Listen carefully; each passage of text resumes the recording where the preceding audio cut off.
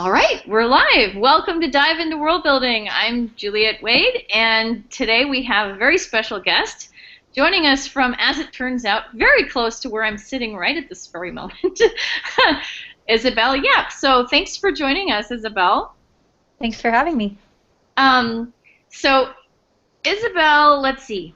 Uh, the two pieces of homework that I got to read, see, I get the best homework of anybody. It really is good homework. Yeah. Not my stuff, but other stuff. Were two stories, one called Milagroso, which appeared at Tor.com, and the other one called The Oiran Song, which appeared on Uncanny Magazine. And so we're going to talk about those works, and we can also talk about other works that you would like to bring up, Isabel, and tell us about, even works in progress, whatever whatever you like to do. But we're going to have a specific focus on world building and that sort of thing. Now, having read both of the stories, I actually thought the world building was terrific. But I remember when you and I were talking earlier, you were like, "Oh, world building is just not the thing I do," and I kind of wondered why you would say that, because I didn't get that impression from what I was reading. Hey, Charles. Hey, Charles. I'm in that anthology. Everyone should get it. Okay. The I Laureate did some marketing anthology. there. Yes, it's for Filipino-Chinese speculative fiction. Okay, I was actually trying to read the tiny print on the thumbnail and going, Yeah. Yeah. Okay, that sounds fantastic. Filipino spec fic. Yeah, absolutely. Well, so I guess one of the things that I wanted to ask you to start off is what do you think of when you think of world building? So when I think of world building, I think of like the effort that goes into creating, so I tend to think secondary world, right? When I hear world building, I think let's now create a world, whether it's like an alternative history or like a totally new place. I think that's what I think of when I think world building. And when I go to like cons and sit in on world building panels, that is largely the conversation as I've seen it so far in my limited time in this space. Is like, how do you create an economy or like a political structure, or what are the people eating in this world that we have created? So that's what I tend to think of, and that's why I say I think it's one of my weaknesses as a writer, because I always struggle with that part of it. Like I think where I've written most of my stories and the bit where I'm comfortable in is more contemporary fantasy. So using the world that we know around us as a setting and then just changing parts of it to suit the story. But really, I have had a very difficult time, and I've tried a couple times to like come up with an entirely new world. So that's a part of it. Yeah. Okay. So you'll be happy to hear that that is actually only part of the Yay! definition of world building that I use. Um, Awesome. so yes, there is a lot of emphasis on secondary worlds, and actually, I've been to a number of panels at conventions where I'm going in thinking about world building on a sort of a larger scale, and then I suddenly discover that everybody who is attending the panel has come expecting to create like a planet with an orbit such and such and such and such, and then to try to what kind of creatures would live on this planet, and to create them and draw them on a board, and I'm like, okay. Yeah. Yeah. But as I see it, you're creating a world just because you're writing on a blank page, right? I mean, Yeah. the world you're creating might be ours, Hmm. but you're creating it anyway, right? Um, Right, right. because in fact, it's your words. It's how you see our world, or whatever it is. So, for example, I mean, um, Milagroso seems like it's in a futuristic Philippines, Hmm. um, which I thought was really, really cool. And it was Thank really, really you. cool, and everybody should go read it. Um, but you obviously were extrapolating in some ways and not extrapolating in some other ways. And those are deliberate authorial choices, and that's part of the world building, to my view. So, Hmm. Hmm. you know what I'm saying? Anyway, and then like Yeah. Oran Song is a particular time period in Japanese history, and you're working within that, but you have particular things that you want to bring out. So that's what I'm saying. Hmm. Um, you don't Yeah. have to be creating a world from whole cloth in order to be a good world builder. At least not on my show. Yeah. Yay. No, and yeah, that's true. And I think, I would adhere, like, I love your definition of world building, and like I think that expanded view is just not something I've seen too much so far. But, it is, yeah, every time you're writing a story, you are creating a world on a page, or like presenting our world in a different way. And so I do agree with that definition. Let's Cool. use that. So you don't have um, to feel bad. yeah, yeah. And I guess just like a little addition to, like, this perception I have of it was that, and I've spoken about this in a couple of other places, but my background in writing was largely fan fiction for like a long, long time. So, I really love fan fiction, and like some of the best writing I've ever read is in fan fiction, but you don't have to do much world building as a fanfic writer because you get to use canon. So someone has done a lot of this like heavy lifting for you. And again, I am like the biggest fanfiction fan, so everything I say from here on out is kind of like, don't take it the wrong way. I super love fanfiction, but Mhm. like, it's just like using the name of a character can already evoke so much of an emotional response from your reader, Right. and using the setting, or even if you change the setting and make it an alternate universe, it's like they're already invested because they're imagining the character in Yeah. their head doing a thing or kissing the person or whatever it is. So I didn't have to worry about it that much until I started writing original fiction, and now I have this dilemma of like, someone reading this is coming to my characters and my world completely cold, and I need to get them to care because there's no shorthand for the name, or yeah, the place, or any element from canon Yeah. that I can take and then just make someone fall in love with the story. And um, there's a really good interview with Ken Schneier and Liz Argel about this in Uncanny Magazine from last year, where he talks about his background as a fanfic writer and touches on all these things.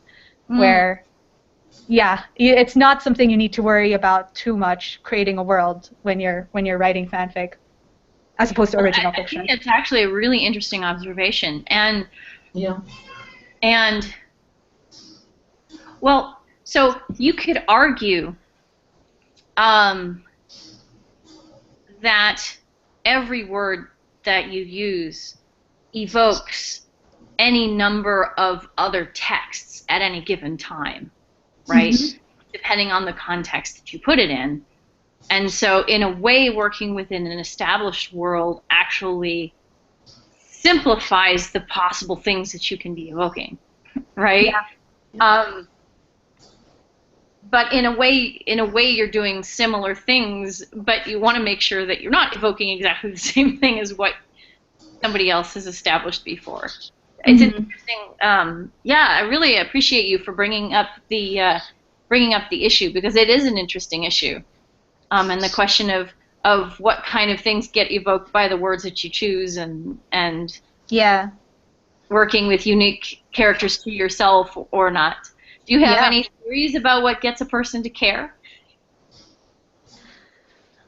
Yeah, I think it's this very interesting co-creation between a fan and a work, and then other fans' works that go into that work, like it's just amazing how much you can do in kind of like with canon and in the in-between spaces in canon. Like when I would explain what kind of fanfic I write, I would say I like to write the what ifs within the given story. So I love doing like character sketches and like what's their backstory and or at the end of the novel, like how did that actually go? Like one of the things I wrote was I don't know, like 10 years after the Hunger Games, because I was very concerned about X character's ending and I didn't feel like that was justified. So I was like, you know what, I'm going to write my like 10 years later, this is what happened so that I can get closure from that scene.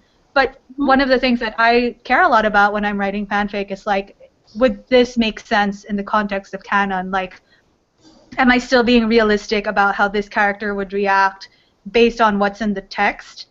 And yeah, so I think it evokes that, like you want to stay true to the thing. You've also developed your attachment to these characters, and when you write something, you want it to resonate with other fans. And I got feedback on the piece that was like, thanks for writing this. I'm glad you did that because I also felt that they screwed this character over or whatever, So I'm like, yes, good. That's what I wanted.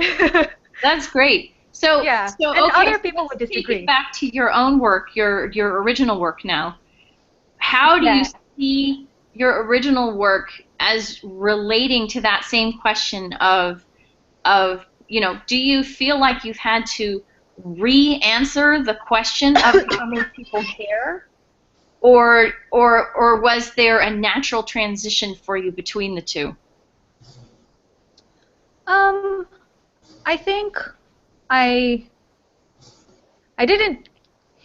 I don't want to say I didn't put too much thought into it. I was always writing original stories too, just not as much because A, I didn't know what you did with original stories. Like I had no idea that you could send it off someplace and get it published. And so for me, I can post a fanfic online, but if I finished an original story, which I would sometimes do for school or, just for my own enjoyment, it would be like, okay, where does this go now? I guess I'll put in the school paper or something. Like just conceptually, you don't see much short fiction in general as a reader growing up, I think. Yeah, that's when true. When you graduate into books, they're all novels, right? So I didn't see short fiction very much, and that's what I like to write, and that was like what the kind of fanfic that I wrote was all short fiction, and I just had no idea that there was such a thing as a short fiction venue the whole time I was growing up. And the other, so I just didn't know where to send them, and the other thing too was like, I don't think I really thought consciously about that question of like how to get people to care about the characters or the work. Like, yeah, I guess my thing was just I'll just tell a good story the way I think I know how, based on like my writing, other stuff, or what I particularly like, and it kind of just stemmed from there. So I feel. Yeah, short fiction is interesting because you have a very limited space to try and get people to care. Yeah. And everything needs to be, every kind of like a poem, every sentence really matters because you have such a short space to like get people excited about your original thing. Yeah. Okay, so let's talk about Milagroso for a minute, if you don't mind. I think I remember reading an interview with you somewhere or something that talking about what it was like to work in the context of things that you knew from your own life. Am I right about that? I'm not sure you heard me. Yeah, the internet cut out a little bit. Sorry. Okay. No, I'm just wondering. So you create this incredibly rich environment surrounding this festival in Milagroso, right? So what I'm wondering is if you can tell us about sort of how that story started to grow.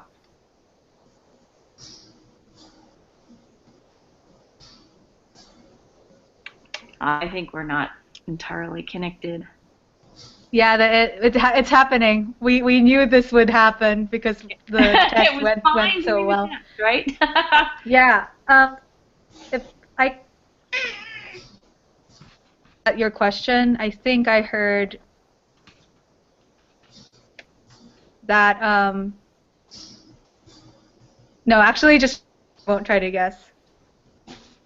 I just put the question in a chat bar. Can you see it? I see it. I see it.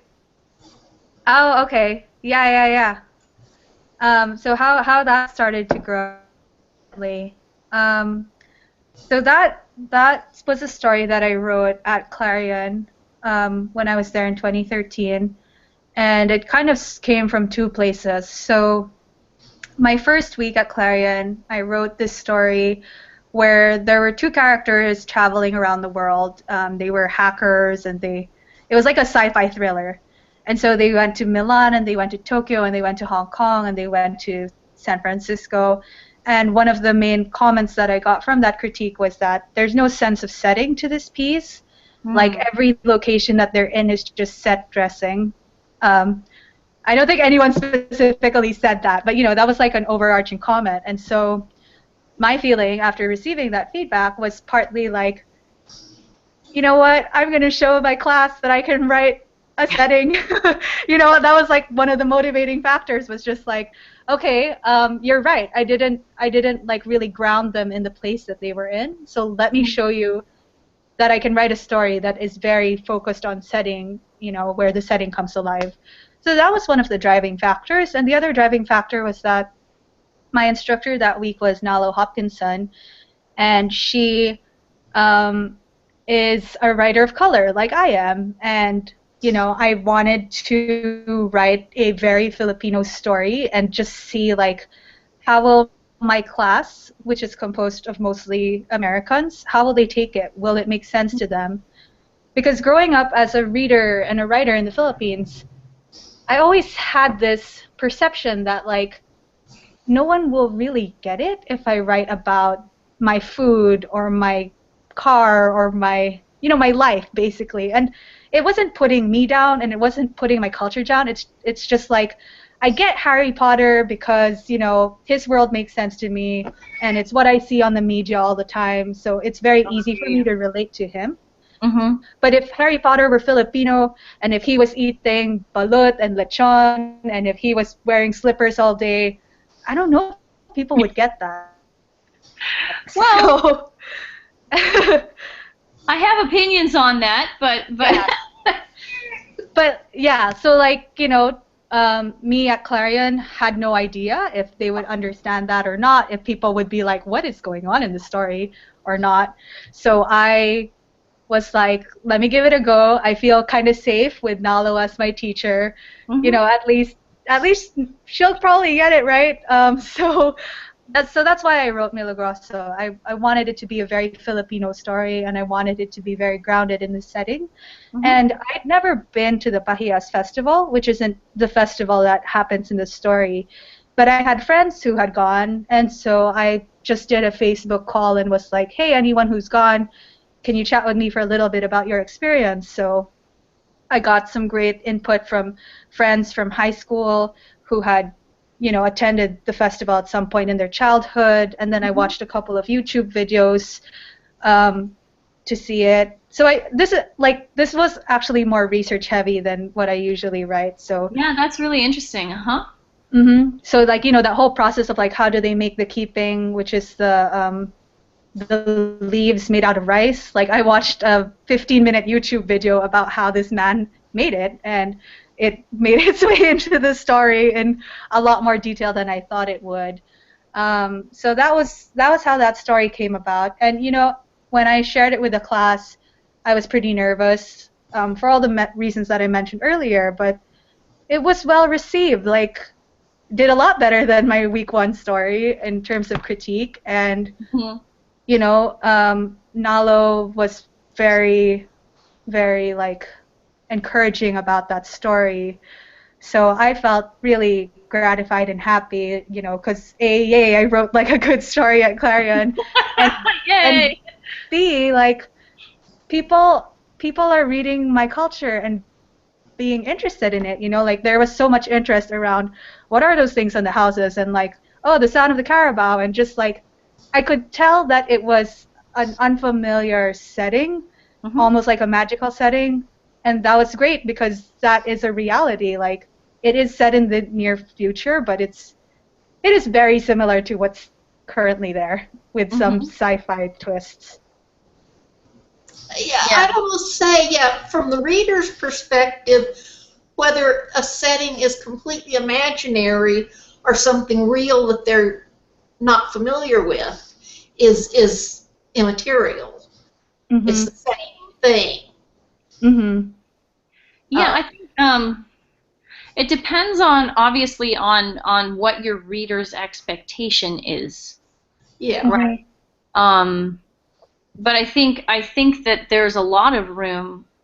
Uh, there are many people for whom there is a lot of room to come into a story and say, um, this is speculative fiction, so I'm ready for anything, right?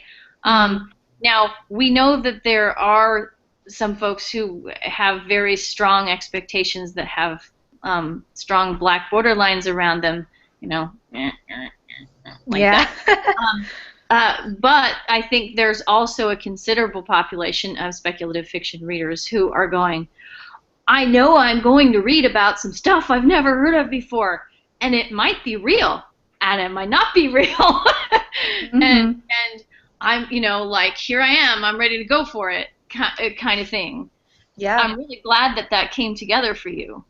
Um, Yeah. Yeah. And just to touch a little bit more on that story, like now that it's been published, like uh people who have read it have like spoken to me, and like it's been very interesting for me to see the reactions of the Filipinos who read it versus like the non-Filipinos, because you know, it's so like the Filipinos, it's so much more real, and they're like, haha, like I can't believe you put that in, you know, or like I know exactly what you're talking about, versus like people who are non-Filipino to whom it's just, you know, it's not their reality, so like yeah. it's very fascinating.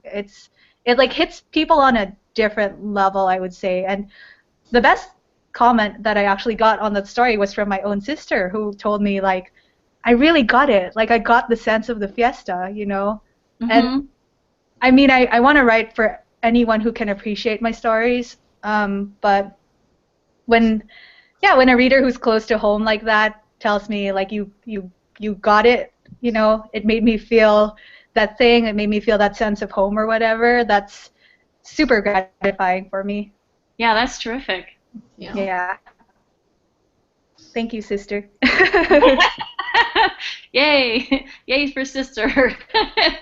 That's awesome. Super. So let's transition then to I want to ask you about Oran's song. Mhm. Was that something that you did a lot of research for as well? What was your research process like for that one? Yeah, so that one was also a lot of research, because it is historical fiction in a way, although I was pretty deliberate about not really naming a time. Hmm. Um, my research process for that one was so that story kind of started with me like I'd always wanted to write about a soldier and a courtesan, Hmm. but I didn't like, you know, I just had this desire, right? And there were like specific scenes or what I wanted to write and specific feelings I wanted to evoke. But the I think when I finally was able to start thinking about this story, hello, Hi, Kat. um, when I was able to start really thinking about how am I going to write this story was when I uh, found out about the difference between an oiran and a geisha. Hmm. And I can't remember what internet thing I was poking that led me to this discovery, but it was like, you know, those pictures that you see where the lady has pins in her hair, she's probably an oiran, not a geisha. And the difference is that the oiran are super duper high class, and the geisha were seen more as entertainers, but it was really the oiran who were prostitutes. You know, they were, yeah, that was their job. So they're very high class, but that's what they are. Whereas the geisha were primarily seen as entertainers, so they, you know, play music and dance, but their roles are different. And the geisha was on the rise when the oiran was on the decline, so that helped me kind of like frame it in like a specific time frame. And then I was like, but I want to set it in a war because I want to have fight scenes. So what's the point in history where I can like find a war that will make this more believable? So again, it's not super fixed in a specific time, but it's in a general time period. And then I tried to read as much as I could online, but there isn't that much stuff that's not in Japanese. So yeah, that's challenging. I can read a little bit, but not that much. So really, like the most thorough things were like I read a whole book on the floating world, which was really kind of the scene I wanted to evoke. Like the story doesn't take place there, but all the characters are heavily influenced by the floating world. So I'm blanking on the title now, but I mentioned it in my Uncanny interview. And I even read some manga because I was like, you know, this is a fantasy story. Like, I want to see how other people have treated this time period. So I read this manga called Sakuran by the artist Moyoko Ano, and another one called Oiran Girl. Oh, yeah. It's very cool. Like, you know, I wanted to see how did other people reinterpret this character, which is a bit of like a tragic figure. Like, you know, in both those mangas, there's a point where the girl breaks down and it's like, my life is hard. And it is super hard, you know? And so I wanted to like capture some of that, but in my story, I always knew that, spoilers, she's actually an assassin and a demon, and she is very strong, and she's gonna kill everyone.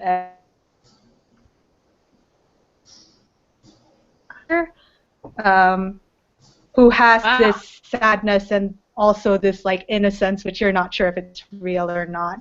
Yeah. So that was some of the research I did, and you know what? I wrote a draft one, read the whole book on the floating world, and did some more research. And honestly, how that came into it was through tweaks in subsequent drafts. Okay. But I wrote the main things. I tweaked that story a lot, but I wrote the main things without too much of the research in place. I was just hoping things would line up. Yeah. Well, they clearly did. Yeah.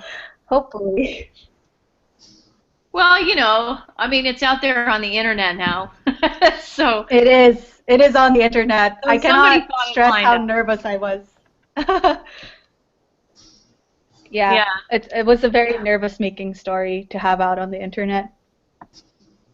Yeah, it's all good. I can see why it's very personal and a little bit triggery. Yeah. Yeah. Yeah.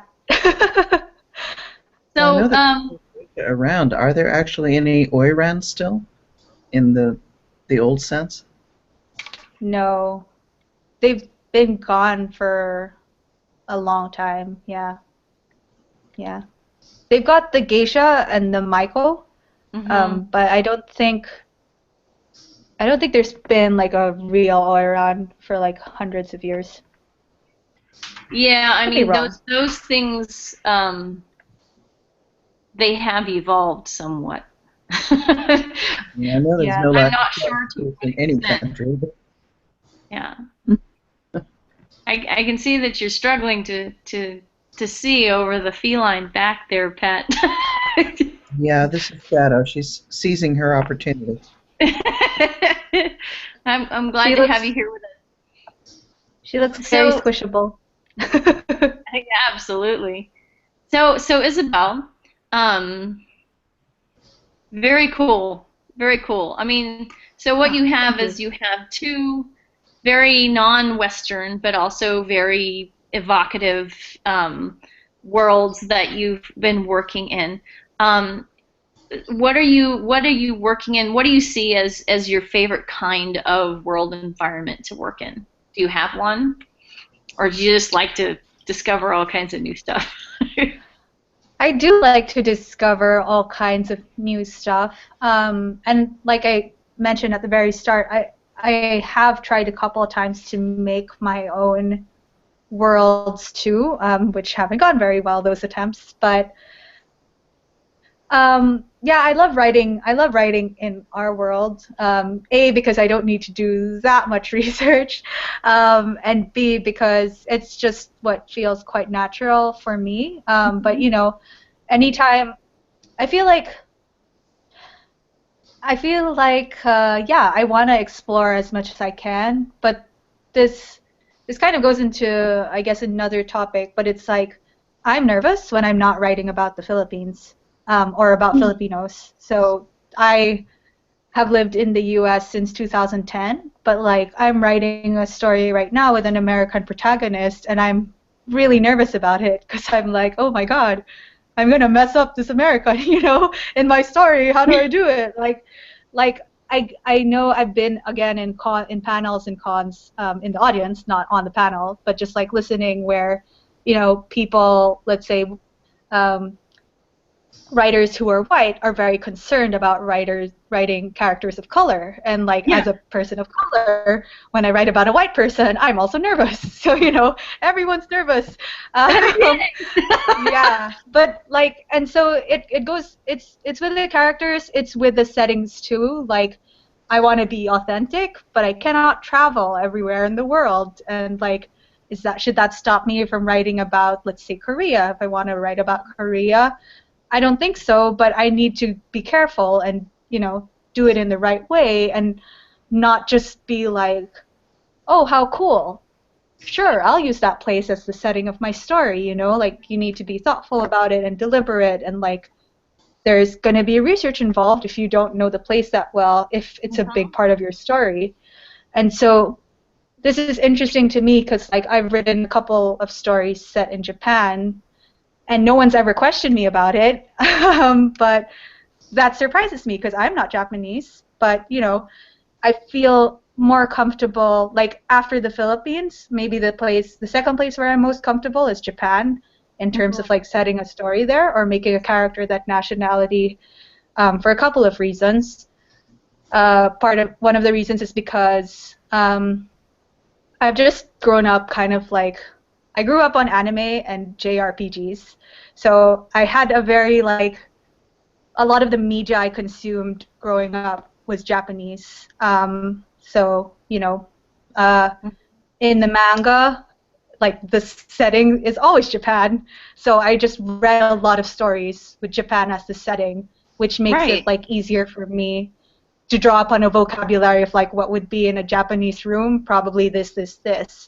And then I also took like a strong interest in the culture and the language. So I started studying Japanese, when I was in 6th grade, and did it on and off for many years, and like am now at a level of like intermediate proficiency. So you know, I can watch a daily life anime and understand about 60%, and carry like a very surfacey conversation and get around, but I can't read like a full novel in Japanese. But you know, that at least helps me understand some of the like language nuisances.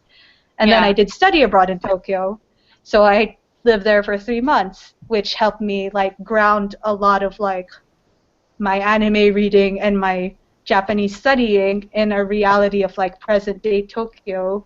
Yeah. But that still doesn't, you know, so it's like I feel more comfortable, but I'm also super careful still when I do it. Sure.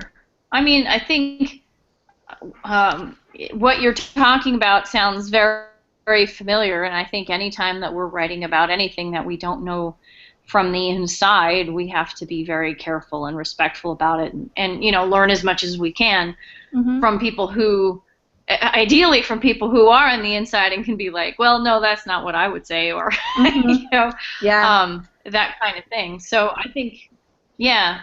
I'm actually kind of intrigued about what you were saying about consuming Japanese media because media are so interesting in their relationship to the culture from which they grow. I guess that would be Mm-hmm. the way I would put it. Um, and you get this kind of you can kind of assemble this common thread of narrative, I guess, out of when you have lots and lots of media to consume. Um, but I think it's interesting that then you were living in Tokyo and there was a sort of I'm imagining that there was sort of dialectic between this is what this is and this is how it appeared in the media that I saw it in. Mm-hmm. That must have been really interesting. Yeah, it was. It was. But interestingly, one of my recurrent thoughts while I was in Japan was like, it is actually quite similar to like the shoujo manga, you know? It didn't feel like very alien to me. I was surprised at how like kind of accurate it Mm, was. Um, yeah. I mean, obviously minus like the dramatic love stories and Right. transformation sequences, but the daily life bits, I felt like it was interesting to experience it firsthand, but it wasn't completely alien to me. Yeah. Right. Right. Um, yes, something like that, Pat. It's a It's complicated about thing. now it's complicated. I'm not sure we want to dive into it right now in this context, but I will save that for another day. um, Well, I do uh, understand because I have a story coming out in May that's about a Native American character. And my family's part Native American, but we're not California Indians, so I had to go through the same process. hmm It's tricky. mm, Even when you're writing about your own culture, you're like, I want to do it right, but I'm also just one person, you know? And like right. I'm not representative Filipino. Like I have a very specific Filipino Yeah. Manila private schoolgirl experience as well, and it's not the same as others. And I that's why I really like to say like um, yeah, one, it should be pretty obvious, but like there's no author that can speak for everyone, and it's a little bit tricky when we are like asked, "What do you think about your culture?" And I'm like, "Well, just one person." And Yeah. the other I am the aspect to speaking this, spokesperson for all of my country. right? Yeah, and I do have a different experience because I moved to the U.S. and like all that kind of stuff, but yeah, well, I'm just plugging. There's a ton of awesome Filipino speculative fiction in English, and you can find it online in some places. You can get some of our anthologies off Amazon. Philippine speculative fiction is a great series. It's been running more than 10 years now, I think, and every year new writers um, and different editors. So it's Mhm. worth checking out if you have an interest in Absolutely. Southeast Asian spec fic. That's Oh yeah, terrific. And I that know new I know Charles anthology Tan has was been a ours. part of that process for a number of years, so um, Yeah. yeah, everybody go check it out, okay? Buy our books. um, so I guess what are you working on right now? Anything interesting that you want to talk about? Oh, yeah. You should also check out The Sea is Ours. Yes. I will write that down and make sure to put it in my report. Neat. I haven't read it yet myself, but it's got some Filipino writers in it, like Paulo Chiquiamco, and yeah, um, it's got a pretty impressive TOC. As far as what I'm working on now, so the main thing, which I am currently in the throes of, is a series of interconnected short stories for Book Smugglers Publishing. So it's called the Hurricane Heal series, and it's about 5 girls who are magical girls. So this is like taking the Maho Shoujo trope from Japan, except they are no longer, 14 years old. So in like the present timeline of the story, they're 25, but it jumps back and forth in time a lot. And Hmm. they're also they're American, so it is set in the U.S. or they're like, it's 5 different girls, so they have pretty different backgrounds, but the bulk of the story takes place in the U.S. Mhm. And yeah, it's what I hope will be a fun series. It's got a lot of fight scenes and action sequences, and the girls are, quite different, but they're joined together by this fact that they've all been bestowed with magic powers, and it's kind of violent. So my funny series, like one of the main things is that I want to make it very fun and funny, and like, people will hopefully be able to like see themselves in the characters a bit. Yeah, so that's supposed to be coming out in fall. Currently working on it. Yeah, the one story that I can confidently talk a little bit about there is the one that has actually been sort of approved or has been read already by the editors, and it's the first story, and it takes place at a bachelorette party. So one of the girls is getting married, and they go to a strip club, and then a monster comes, and they have to fight it. So it's that kind of That's it's awesome. that kind of story. Yeah, it's like, oh, we were just watching these dudes. They've got nice abs. Oh my God, a monster! So it's that kind of story. It sounds like an adventure. Yeah. I want it to be a party. But it also goes back in time to like when they first got their powers, and how they dealt with it through high school and through college, and now that they're young professionals, how it's affecting them. Mm-hmm. Yeah, and I wanted to explore this idea of like magical girls. What would that be like if it was a bit more realistic? Yeah. Where it actually hurts, where you feel every punch that you get, even if you heal quickly. Yeah. It's still kind of painful. So it's taking that and applying it to like the girls that I know from real life, trying to see how that would work. It's been really interesting trying to write it. Well, I'm always fascinated with the places that people go to find realism. Mm-hmm. Because not everybody thinks of realism in the same terms, right? Certain types of events have to happen or it's not realistic. Like there's a remarkable range of definitions for what realism means. Mm-hmm. But I think it's really interesting that you would say, here are these girls, they have their lives and they have magic powers and all the things they have to do to deal. That's an interesting sort of a personal form of realism. Yeah. No, that's true.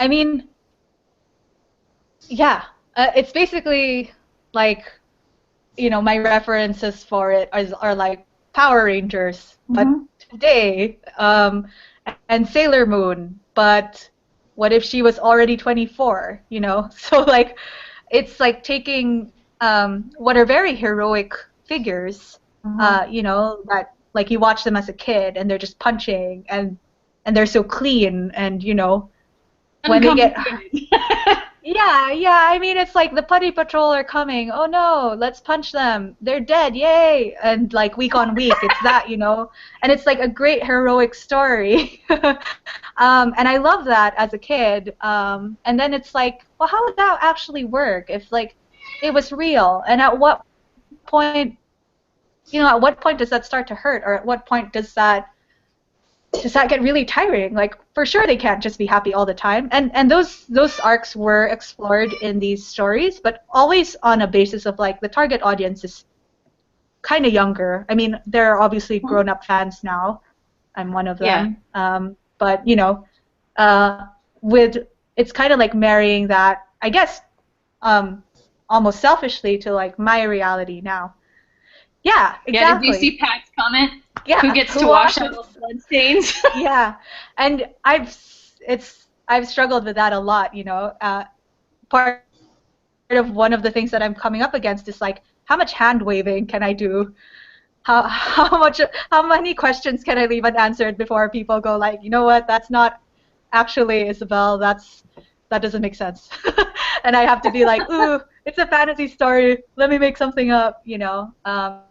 It's still magic, but yeah, for sure I'm like, yeah, what do I do about the bloodstains? I have wondered. You know, I think it's a really interesting question because once you start delving into the realism, then you have to ask, well, how far do I get to go? If I go part of the way, are people suddenly going to perceive plot holes where they never perceived them before because they were just so familiar with this form of narrative, Mm-hmm. right? I mean, Power Rangers, you know what's going to happen. Yeah, You monster know, goes boom. there's a bad guy, and then they're going to try to fight him without their costumes on. It's not going to work. And then they're going to get their costumes on, Yeah. drive him away for a little bit, but then he'll be back, and then they kill him, but then he gets big. Like, Yeah. I mean, the once you've internalized that so many times, it's like it becomes almost invisible. Yeah. Yeah. And so once you start making elements of that visible, how many elements do you need for it to hold together? It's a really, really interesting question. Yeah. I have no idea how I'm doing on execution, but we'll see. I bet you're doing great. I have a lot of hope that like through revision it will start to make sense. Yeah. Yeah. I agree with that statement. I do have a perverse love of like the painful stuff. Yeah. So it's managing that. Yeah. So that's one thing that I'm actively working on, and once I'm done with that, there are two more stories that I'm pretty excited about. That I finished drafts of them last year, but I didn't get to revise them because after I finished the draft, I put them aside for a bit, like I do if I have time, and then I reread them, and I was like, oh my God, this needs so much work. So I've been kind of scared to tackle them, but one of them is a longer short story about two boys in space. So I've been calling it my Bishonen in space story. And I wrote a story where the character, it's all about the character interaction. And, I feel like the emotional beats are there and the dialogue is there, but I didn't really know what they were doing in space. Like they just kind of went somewhere and then they fought a thing. And I was like, are they treasure hunters? Are they space sheriffs? Are they extractors? Like I have no idea. But now I have a better idea. So the boys in space are gonna have a purpose. They're not just there for funsies. So that's one story. But it is really largely about their relationship and their space crew. And it's I guess my attempt at space opera. So that's one story, and the other story is it's novella length right now, so it's longer. And this is yeah, I love the shonen. But yeah, no, yes, hopefully it will be a fun read. These are all stories that are like way out of my comfort zone, by the way, because I said I prefer contemporary, so this was me like trying to like, what can I do like that's not within my comfort zone? Yeah. And so the other story is a secondary world fantasy that draws on Filipino myths and legends, and it is a sort of retelling of this one story that every kid is required to read in private high school in the Philippines called Ibong Adarna, where it's a traditional three princess story where the two oldest go and try to do a thing and fail, and so the youngest goes and is awesome and succeeds. And it's because the king fell sick, and the only way to cure him is to capture this magical bird that has a beautiful song that will then heal the king. So I wanted to write that story, but with ladies as the lead characters. So instead of a prince, it's going to be a princess, and she's very swashbuckling and very hyper. And